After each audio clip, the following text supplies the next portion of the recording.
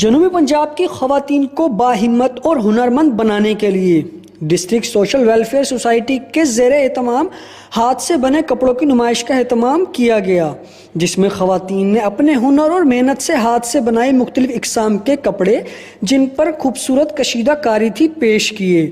اس کے ساتھ ساتھ جولری اور دیگر اقسام کی چیزیں بھی نمائش کا حصہ بنی۔ وومن انٹرپرینورز کو ہم لوگوں نے یہ سینٹر میں جو ہے وہ ٹرین کیا اور ڈیجیٹل مارکیٹنگ اور CBDRM کی ٹریننگز دیں اور ووکیشنل ٹریننگز دیں، اور آج وہ اس لیول تک کے آ گئی ہیں کہ وہ اپنا بزنس خود رن کر سکتی ہیں، اور یہ اسٹال لگانے کا مقصد یہی ہے کہ وہ اپنے کام کو لوگوں کو دکھائیں۔ اس موقع پر خواتین کا کہنا تھا کہ ہمیں اس طرح کے موقع کم ملتے ہیں جن سے ہم اپنی صلاحیتوں کو عوام کے سامنے لا سکیں۔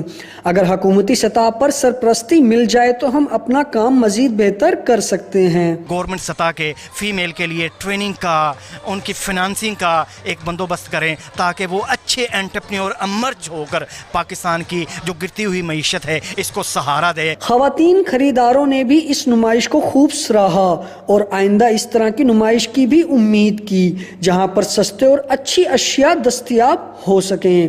کیمرہ مین محمد ہاشم کے ساتھ ہارون طاہر، چینل 5 ملتان۔